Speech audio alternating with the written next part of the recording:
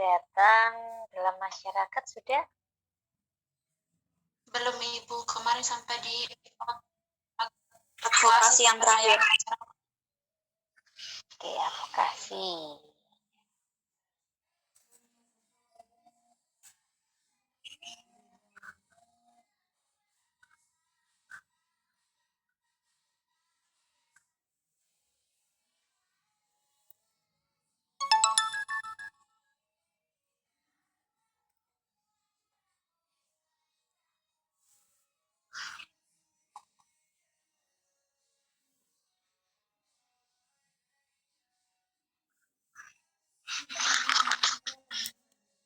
Oke ya, sekarang kita masuk ke pendidikan kesehatan dalam masyarakat.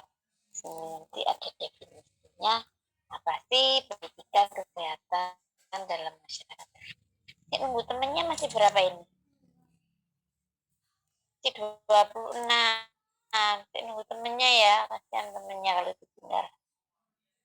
Saya ke kamar mandi dulu.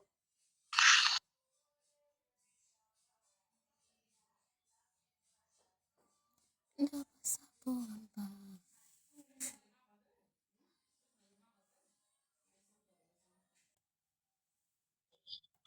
ada yang bertanya ini ngapain nih?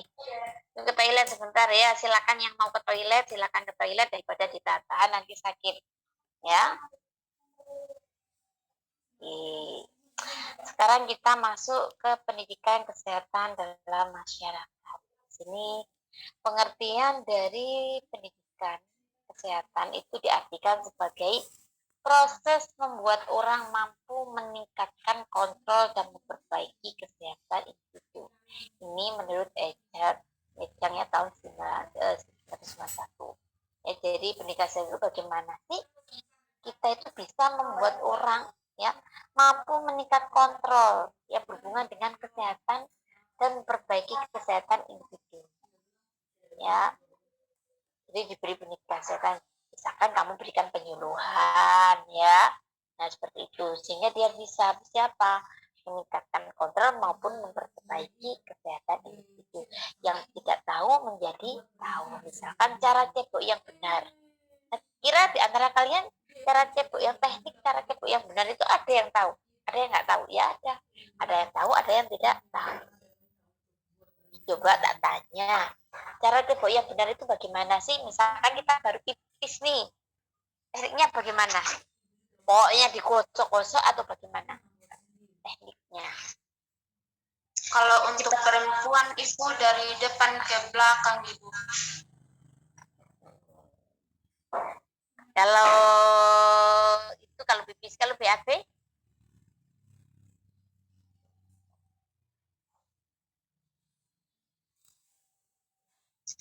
Sama Ibu dari depan ke belakang.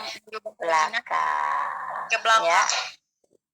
Jadi nggak boleh digosok-gosok pokoknya ini ya. Tapi ya ada tahu.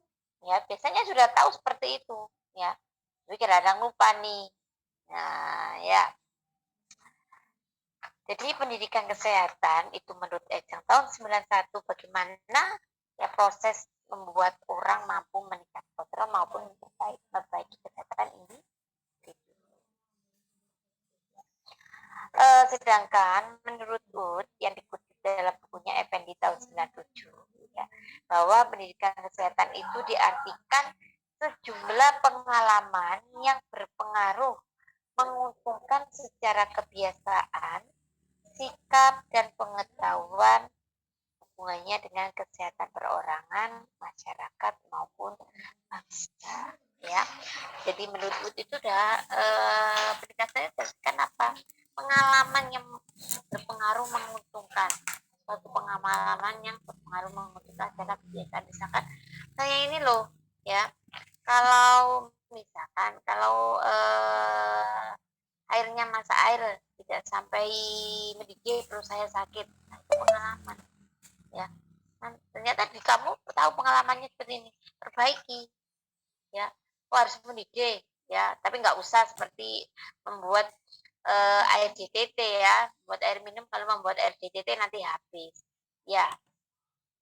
ditunggu 5 dikit, ditunggu 20 menit entek wis kita minum nanti ya. Minggit, tunggu 5 menit. Nah, seperti itu. Atau kebiasaan yang lain, sikap dan pengetahuan yang bisa menguntungkan ya orang masa kembang otak saya.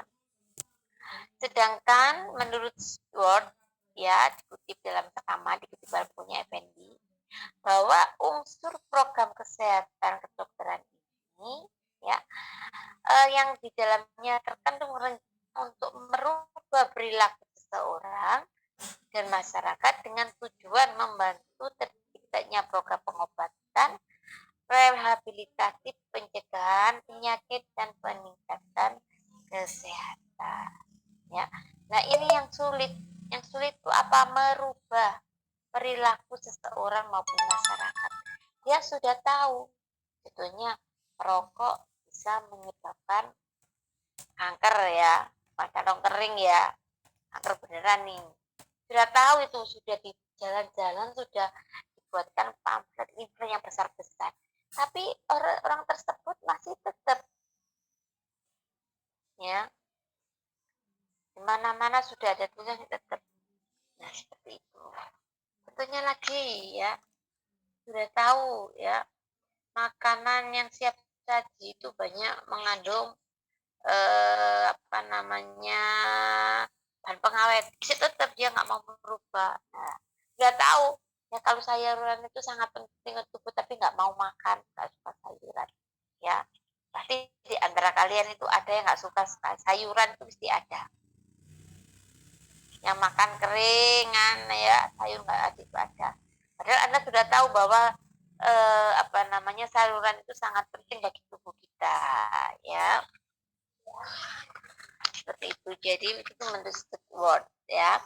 Sedangkan menurut Ottawa Carter tahun 1984, 86 ya, untuk yang dikutip dalam bukunya Noto Atmojo ya, di situ memberikan pengertian bahwa pendidikan kesehatan itu merupakan proses untuk meningkatkan kemampuan masyarakat dalam memelihara serta meningkatkan kesehatannya.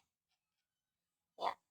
Sehingga bagaimana sih masyarakat ini bisa meningkatkan, memelihara kesehatannya? Caranya dengan pola hidup yang sehat. Bisa ya. Pengetahuannya cukup, terus bisa merubah perilaku. Nah, seperti itu ya. Dengan pola hidup yang sehat. Ya. Pola hidup, coba saya minta dicontohkan. Pola hidup yang sehat itu yang bagaimana sih, Ivani Doku?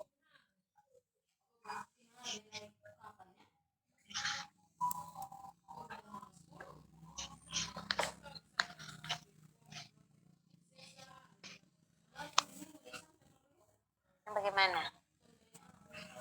Pola hidup ya berolahraga, ya makan yang bergizi, kan seperti itu ya. Jaga kebersihan, personal hygiene, nah satunya seperti itu ya. Ya sehat itu tidak hanya dari fisiknya saja, tapi sehat dari psikologis, mental ya, ritualnya juga harus sehat, tidak hanya fisik. Fisiknya sehat tapi ternyata pikirannya nggak sehat ya sama saja ya. Nah, seperti itu. Terus secara harfiah atau secara umum pendidikan kesehatan itu diartikan upaya untuk mempengaruhi atau mempengaruhi orang lain baik secara individu, kelompok ataupun masyarakat agar melaksanakan perilaku hidup sehat. Ya sama ya tadi ya, berperilaku hidup sehat. Ya tadi bagaimana sih cara meningkatkan namanya itu ya pola hidup sehat, perilaku hidup sehat. Cara tadi ya makan yang bergizi ya, terus olahraga dan sebagainya ya. Terus di sini ada prinsip pendidikan kesehatan. Yang pertama, di mana pendidikan kesehatan itu sangat penting ya untuk menunjang program kesehatan ya. karena program kesehatan ini ya kurang melibatkan pendidikan kesehatan merupakan behavior assessment ya. Artinya bahwa pendidikan kesehatan itu harus dapat dilihat beberapa tahun kemudian. Ya, jadi tidak bisa dilihat dalam waktu jangka pendek, tetapi dia harus melihatnya dalam jangka panjang ya. Misalkan dia diberi pengetahuan sekarang nggak bisa dilihat, harus dilihat jangka panjang. Ada pengaruhnya enggak, masyarakatnya sudah berubah atau tidak ya, karena kalau merubah perilaku itu lebih sulit ya. Terus yang kedua, pengetahuan kesehatan ini akan berpengaruh terhadap perilaku sebagian hasil jangka menengah ya. Ya.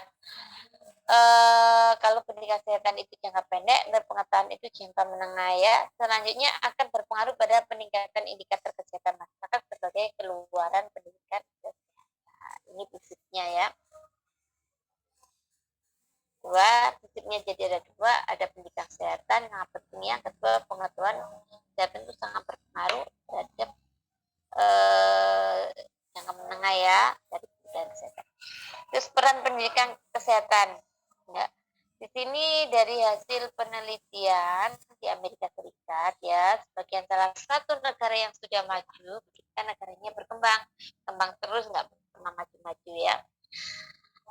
Belum menyimpulkan bahwa lingkungan mempunyai andil yang paling besar terhadap kesehatan. Ya. Kemudian berturut-turut disusul oleh perilaku mempunyai andil nomor 2. Pelayanan kesehatan dan keturunan punya andil yang paling kecil terhadap status kesehatan. Ya, maksudnya menurut dari penelitian itu bahwa lingkungan itu ya mempunyai andil yang sangat besar terhadap status kesehatan. Nah, itu disusul oleh perilaku, yang ketiga adalah keturunan. Tapi itu sekali ya, keturunan itu pengaruhnya. Yang paling besar itu adalah lingkungan. Lingkungan ini sangat besar andilnya terhadap status kesehatan. Kalau lingkungannya kurang bagus, nah ini akan mempengaruhi status kesehatan ya. Begitu juga dengan perilaku seseorang, orang itu sudah tahu, tapi perilakunya tetap ya tidak mau berubah. Sama juga akan mempengaruhi status kesehatan ya. Yang ketiga yaitu keturunan, tapi keturunan ini andilnya kecil, misalkan ya namanya kalau orang Jawa kalau cari ini pasangan harus lihat bobot bibit ya, bibitnya harus bagus. Kalau bibitnya kurang bagus nanti juga akan mempengaruhi.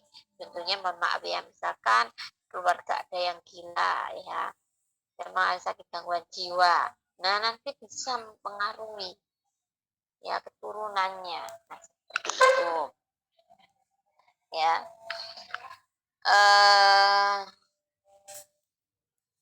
Bagaimana proporsi pengaruh faktor di Indonesia? Belum ada penelitiannya, kalau di Indonesia belum ada penelitiannya ya. Tapi jika dilakukan penelitian, mungkin perilaku mempunyai kontribusi yang paling besar.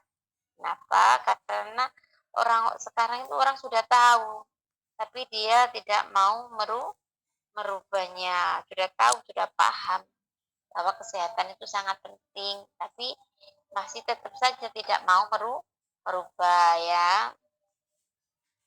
Terus kayak makanan-makanan saji ya, waduh saleh kak ini gak kelek masak sendiri, enggak ini misalkan ya, uh, terhadap malu lah misalkan seperti itu. Jangan ya, jadi kamu dikontrakan atau di kosan lebih baik masak daripada beli jadi, kecuali lalapan ya. Nah, lalapan kan nggak ada pengawetnya mungkin ya, jarang atau makanan ya. Tapi kalau seperti mie instan ya seperti itu kan pengawetnya lebih banyak ya. Terus konsep pendidikan kesehatan ya. Konsep pendidikan kesehatan itu merupakan konsep pendidikan yang diaplikasikan pendidikan pada bidang kesehatan.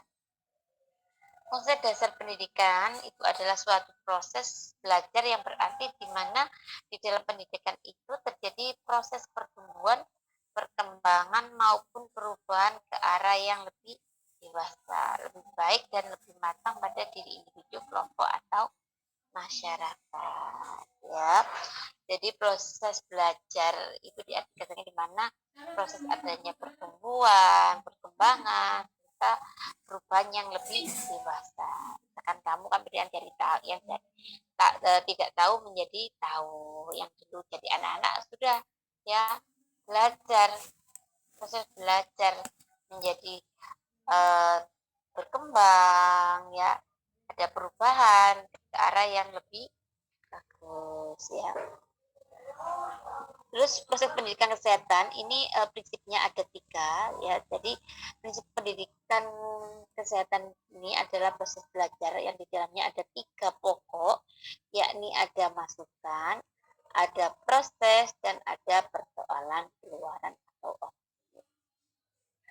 Coba salah satu siapa yang mau mencontohkan gimana sih inputnya itu bagaimana, prosesnya bagaimana, keluarannya bagaimana.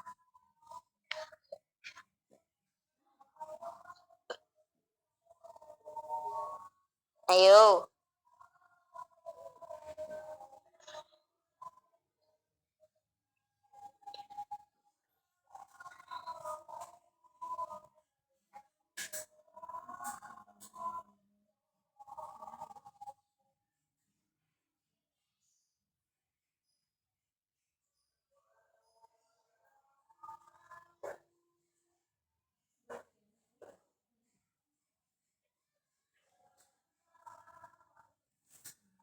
Ayo.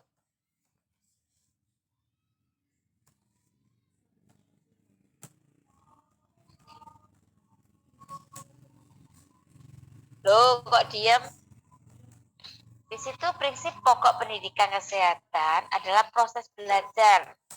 Nah, di dalam kegiatan belajar itu ada 3 persoalan pokok, yakni ada masukan atau input, ada proses, ada keluaran atau output atau persoalan keluaran. Ayo.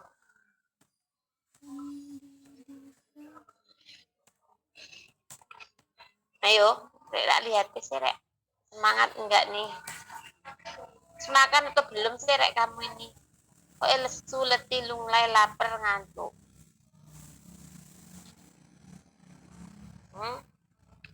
Belum makan, Bu?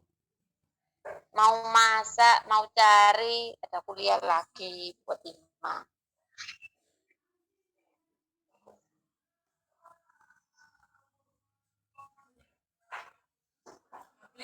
Iya.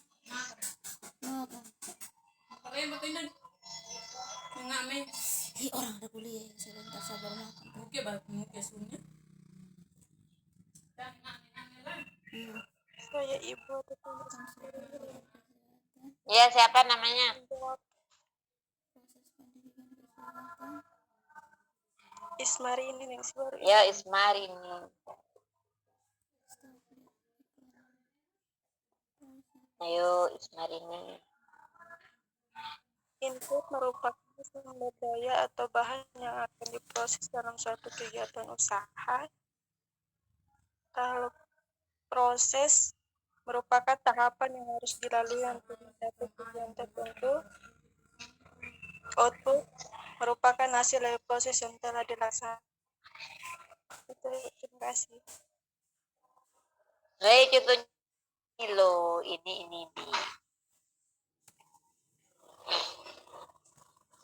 Kegiatan belajar ada 3 persoalan. Ada persoalan masukan, inputnya. Ya, misalkan, kok ini skillnya kok kurang ya, pengetahuannya kurang. Dilakukan rencana. Oh, tak kasih pendidikan formal, nanti bagaimana pendidikan formal maupun informal. Prosesnya ya dilakukan workshop atau penyuluhan. Nah, nanti kita tahu hasilnya. Ini masyarakatnya kok, nah, masyarakatnya ini tidak tahu ya tentang kesehatan, berilah penyuluhan ya. Itu ada proses bagaimana sih penyuluhan itu dilakukan, nanti dilihat keluarannya bagaimana. Ya, sudah berhasil atau belum. Ya, tentunya ya kita aja belajar, ya. Masukkan nih belajar aspek 1. Mau prosesnya bagaimana, tidak hanya baca saja dengan melihat, ya mendengar, seperti itu. Belajar terus, ya. Ya benar. Ya. Terus akhirnya waktu ujian, oh hasilnya bagaimana? Oh nilai saya bagus A semuanya. Nah, seperti itu ya.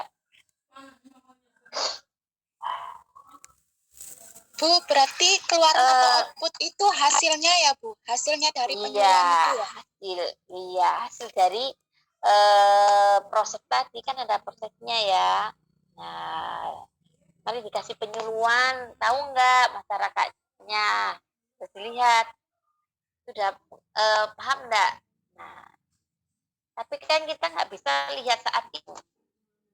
Lihat kemudian, oh masyarakatnya sudah berubah, sudah mulai misalkan ya pola hidup bersih misalkan ya, oh masyarakatnya sudah bersih-bersih lingkungannya, jadi lihat seperti itu.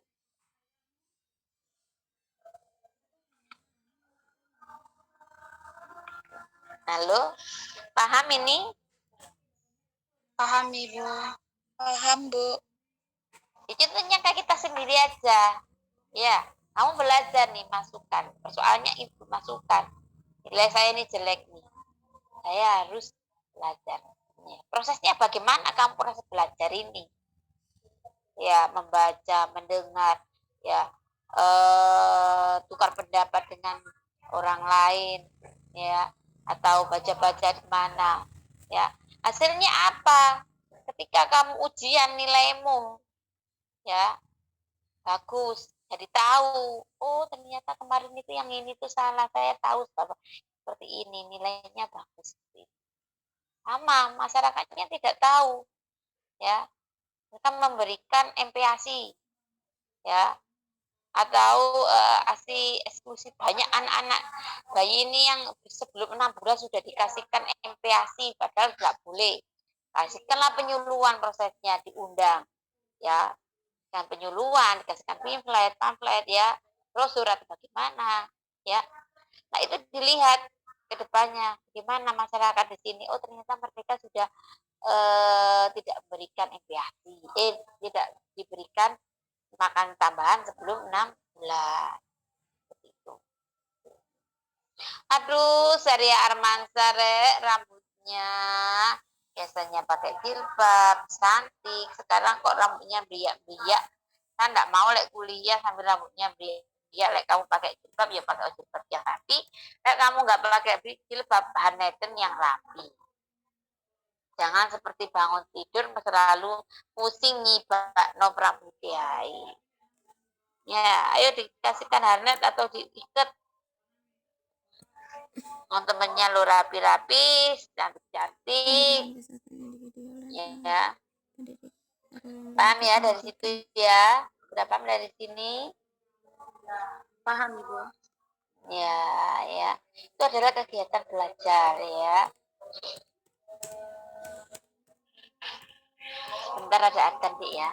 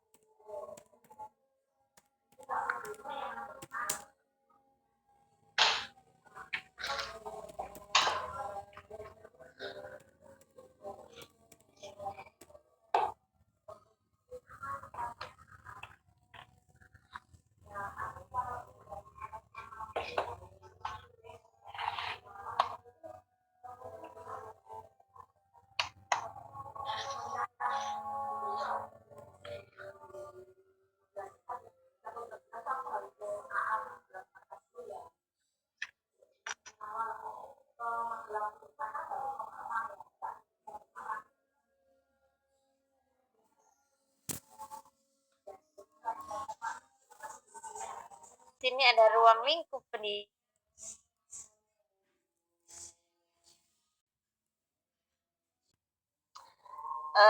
di sini ruang lingkup pendidikan kesehatan, kita masuk ke ruang lingkup pendidikan kesehatan ya. Ruang lingkup pendidikan kesehatan ini ya dikelompokkan menjadi 3 ya. Ada pendidikan kesehatan individu dengan sasaran individu, ada pendidikan kesehatan kelompok dengan sasaran kelompok, dan ada pendidikan kesehatan masyarakat dengan sasaran masyarakat. Intinya pendidikan kesehatan individu kan ya, Mas ini datang ini tidak tahu ya, kamu berikan pendidikan tentang kesehatan pengetahuan ini namanya individu, seorang yang hanya sakit. Tapi kalau kelompok, misalkan kelompok ibu hamil, lansia, nah pendidikan penyuluhan itu adalah pendidikan kesehatan secara kelompok. Dari masyarakat, semua masyarakat, lapisan semua masyarakat, kita itu sehat maupun sakit semuanya. Nah itu adalah pendidikan kesehatan masyarakat yang sasarannya hanya masyarakat. Yang sasarannya semua masyarakat. Ini adalah merupakan kelompok pendidikan kesehatan yang dikelompokkan menjadi 3 ya bagian, ada individu, kelompok maupun masyarakat. Terus di sini dimensi tingkat pendidikan pelayanan kesehatan itu dapat dilakukan berdasarkan 5 tingkatan. Ada health promotion, specific protection, dan ada diagnosis dan protect treatment, dan disability limit assessment. Terakhir adalah rehabilitasinya. Tugas Anda boleh nanti tanya Hartini, dengarkan Hartini, jangan di atas nggak ada cicak ya. Dosennya di depan bukan di atas sana ya. Ya, tugasnya silakan dijelaskan menurut Anda. Ya. Dikirim ke Google tugasnya ya. Saya tunggu sampai jam 3. Ya. Sampai jam 5 saja, kasihan kalau jam 3 kamu belum masak, belum kemana tugas ya. Jadi sampai jam 5 sore. Ya, lebih dari itu nanti nggak saya nilai. Ya, jadi jam 5 sore. Tugas tentang dimensi ya Bu. Apa? Tugas tentang dimensi tingkat pelayanannya Bu. Iya, dimensi tingkat pelayanan kesehatan ini yang dilakukan dengan 5 tingkat pencegahan. Ada promosi kesehatan, perlindungan khusus, diagnosis dini dan pengobatan segera, pembatasan cacat, dan rehabilitasi atau pemulihan ya. Gampang ini ya. Promosi berarti memberikan Ini apa-apa. dijelaskan Menurut satu Anda persatu ya. Bu. Apa? Dijelaskan satu persatu ya Bu. Ya iya toh, masa kamu campur jadi satu, lek gado-gado ya enak rek. Lek tulisan nanti pokok timak di sing promosi kesehatan, di sing pembatasan cacat dia dekno siji kayak mengarang indah ngono. Ya sudah, promosi kesehatan. Ya, menurut Anda itu bagaimana sih pendapatnya? Di sampingnya aja, nggak usah 1 lembar aja sudah cukup, nggak usah 10 lembar ya. Perlindungan khusus seperti apa sih ya, contohnya seperti apa kan ya, yang gelina bulan ya, nanti kamu buat 20 lembar, 1 lembar aja di depan saja sudah cukup ya, selembar buku ini sudah cukup, nggak mau banyak-banyak ya, banyak-banyak nengkok ngalor ngidul ngulon ngetan tambah pusing nggak tahu ini maksudnya ya. Menurut Anda ya, jadi bukan menurut Mbak Kokel tapi menurut Anda ya. Ini paham? Ditulis tangan. Baik Bu. Ya, tulis tangan ya.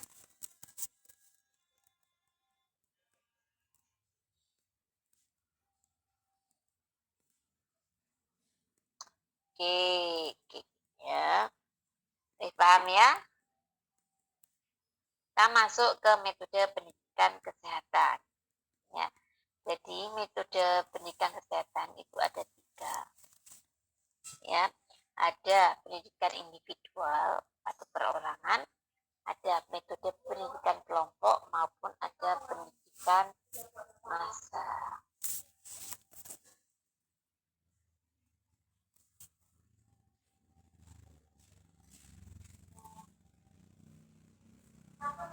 Ya, jadi metode pendidikan kesehatan ya di sini individu. Jadi kita bukan kayak tadi yang berikan informasi secara individu perorangan ya.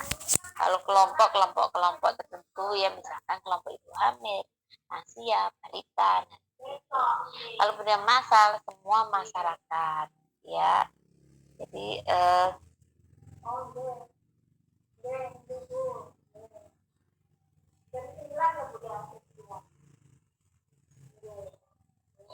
nah seperti itu ya. Ini sudah selesai untuk materinya ya. Kita masuk ke materi baru. Bukan sudah selesai materinya, kita selesai ya, tapi kita masuk ke materi yang baru.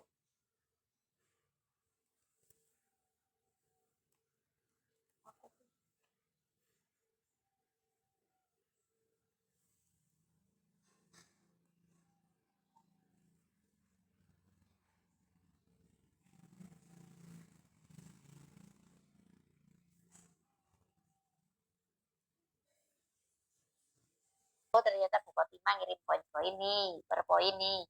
Tapi belum tentu, belum pasti. Ya. Nah, di download aja belum, apalagi dibuka nih ya. Pokoknya sudah lengkap 14, sudah lengkap ya. Jadi kita akan masuk di sini materi selanjutnya, yaitu sistem pencatatan dan pelaporan Kesmas terpadu atau SP2PT ya. Di sini pencatatan itu diartikan sebagai proses kegiatan atau pendokumentasian suatu aktivitas dalam bentuk tulisan di atas kertas maupun file dan lain-lain pada komputer ya. Jadi pendokumentasian itu bisa dilakukan di kertas maupun dilakukan di komputer atau dengan sistem KARDEX. Ya, kalau kita dulu di sini sayangnya kita nggak belajar dokumentasi kebidanan ya. Kalau dulu ada materi dokumentasi kebidanan, dari situ ada sistem pencatatan ya secara manual ya, komputerisasi, KARDEX, nah seperti itu ya. Jadi dokumentasian semua apa yang kita lakukan itu akan didokumentasikan, akan ditulis entah itu di kertas maupun di file komputer. Kalau di dalam file komputer itu sudah ada ya, sudah ada filenya ya. Kita tinggal memasukkan saja, tadi sudah didesain ya.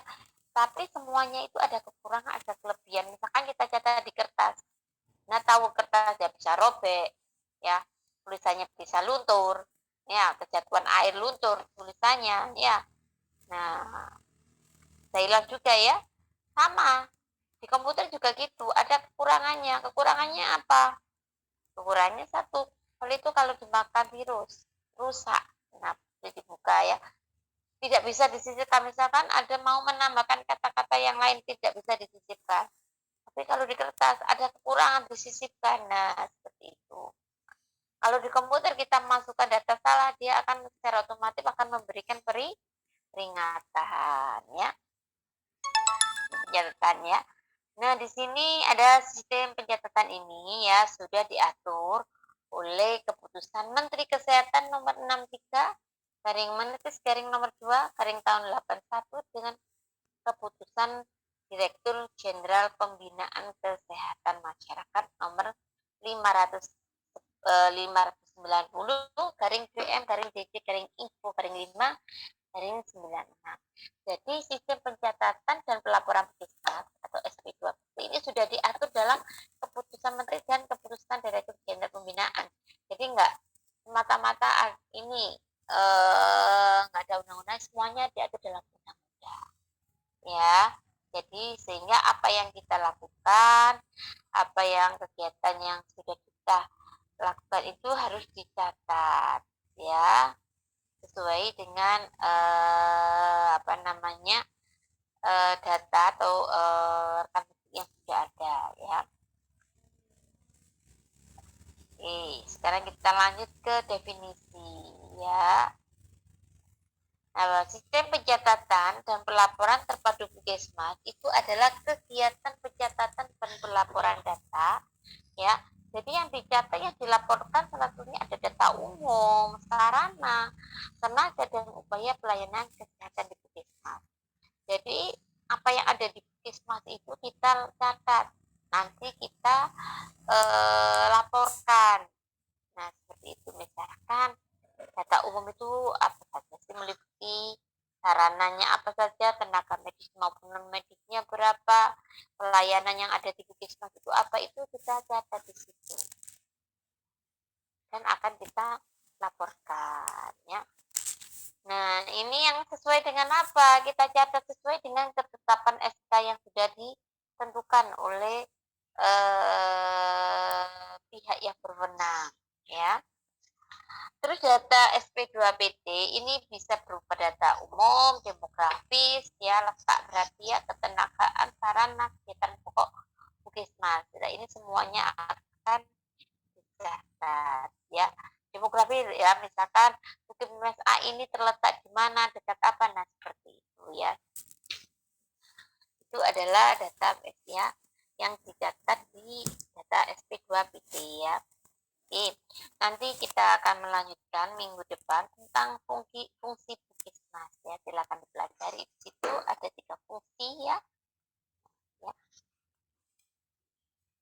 Karena waktu habis ya.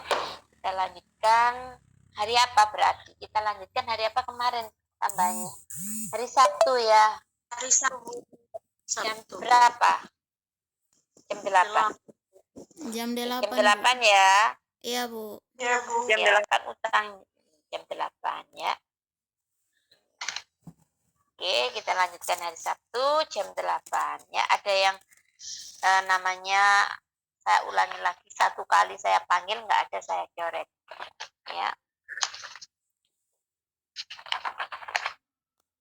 Rambu Priska, Resinta Dewi Sumbawati, Resinta tidak ada. Yesi Astika, Yesi, tidak ada ya. 3 orang yang tidak masuk berarti. Ya. Terima kasih banyak atas waktunya. Selamat beraktivitas. Ya, yang mau mengerjakan tugas silakan dikerjakan. Yang mau masak ya silakan melanjutkan masaknya. Ya. Cok main re ya. Yang mau tidur ya biasanya jam segini waktunya boci ya.